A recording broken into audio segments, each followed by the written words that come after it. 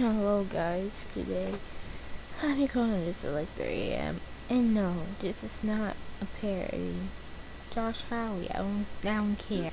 I would not want to spend my money just to play as someone, although I do at the same time, but I'm not because I have no reason to.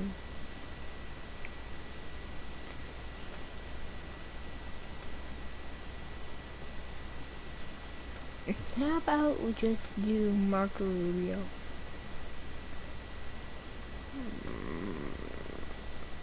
I don't know why. You know what? Actually, no. I'm making is probably the character do best as. Probably. I said probably because probably. Not, it's not fact.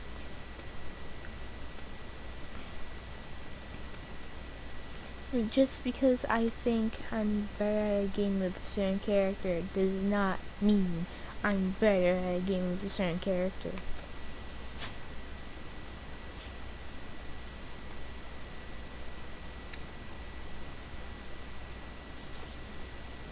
Okay, also sorry, the microphone sounds bad.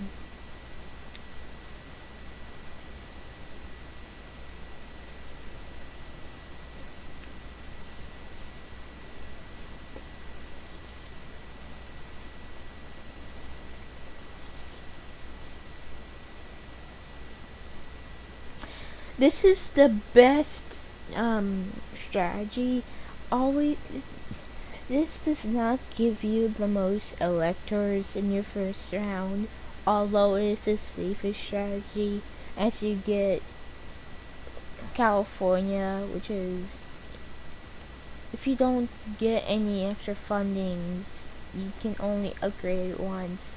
So if someone else goes after it, or, you get in a tie with someone, it's gonna affect your wallet.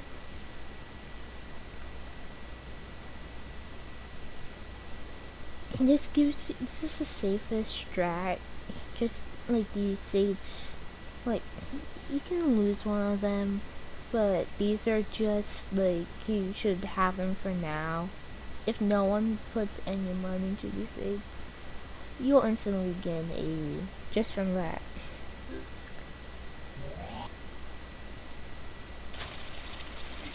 See, see, like I usually have the most electors in the first round.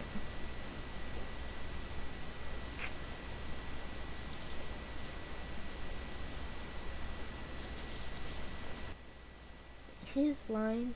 Yeah, it once you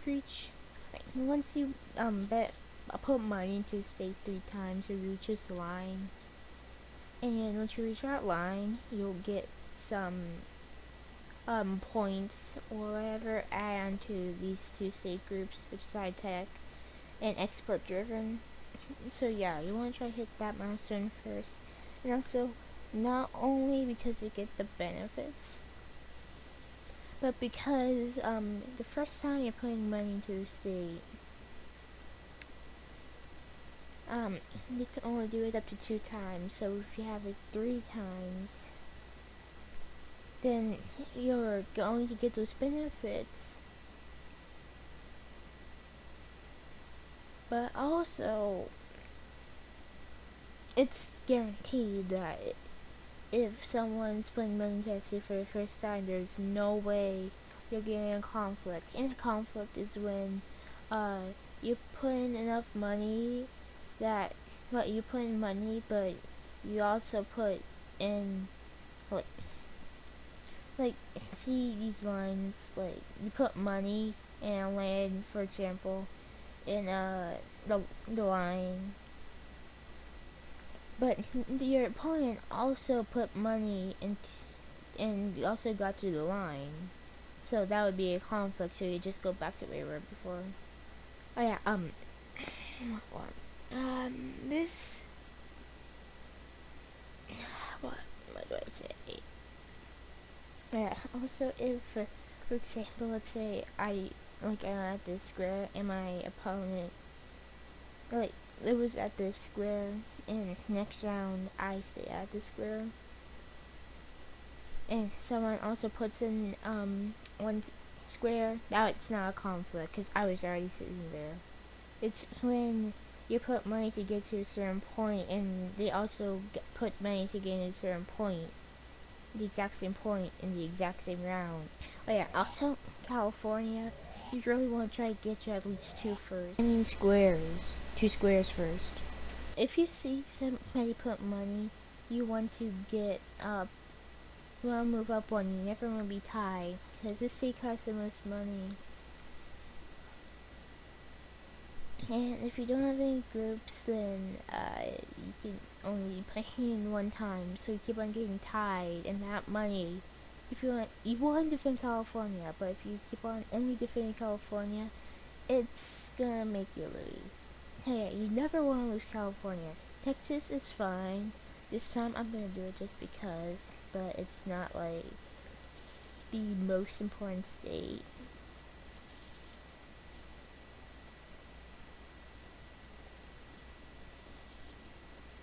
You always want to find a way around. Like, like if you want, like Illinois has like the reason I don't do a state like Illinois and I do Washington and Virginia in the first round is because you spend about the same price. It's a little cheaper, but you spend about the same price. Getting Washington and Virginia as you do getting in Illinois, and combining Washington and Virginia, that's 25. Illinois only gives out 20. Once you get to 270, you don't have to really get any more states. You just have to defend the states that you already have. Yeah, you know what I always do? This is an easier way of looking at it. But if someone goes after a state, you want to defend that. If that's happening to you in multiple states, the one with the most electoral votes, protect that one. And if it always comes down between California and Texas, never defend. Like Texas is probably it gives you the second most electoral votes, but it's really useless because it's the same price as California. It gets 17 less electoral votes from it than Cali. I never get the states with the 10 electoral votes. Yeah, we're at cheaper states like this is $10,000 less than Minnesota, and it gives more votes. These states that's 20. You get 14 votes. So that's 42.5k, and this is 35k. It's a little bit more pricey, but it's still 4 more votes. Connecticut is actually pretty useful because it gives you 7 votes, and you only spend 15k. Like, that's the same price as Nebraska, which only has 5. Also, Montana, it's very useless because it doesn't give you benefits in any group. Like, only do it if you're, like, desperate to get votes and lower an opponent's votes.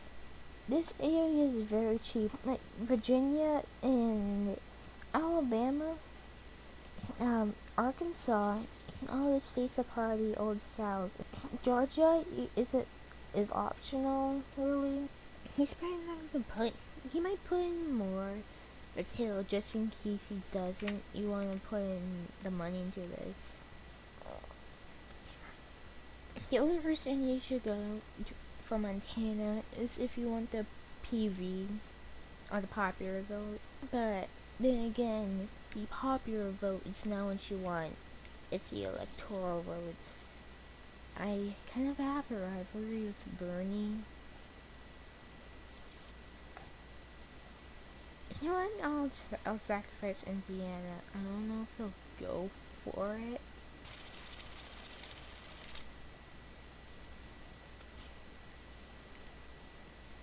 See, like told you, he would take back Indiana. Yeah, if this is state, it's like a 3 out of 4. 3s are always 10k and 4s are always 12k. If you put any money into that state and there's competition, you always want to win it. Because they're so ridiculously cheap. Like, it takes like 100k or 125k and bam. That's how much money. Got him!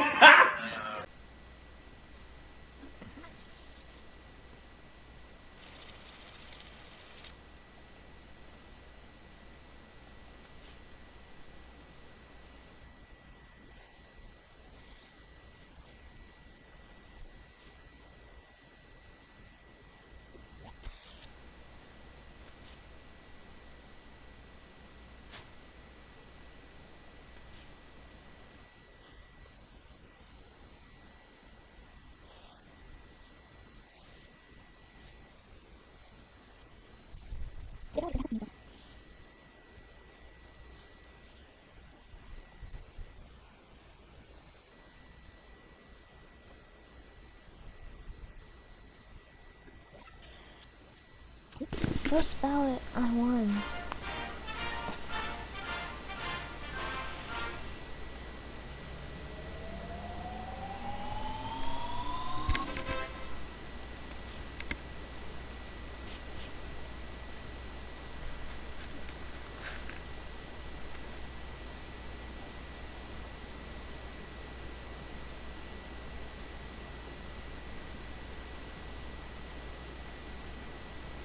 I think there was like 19 states that I won.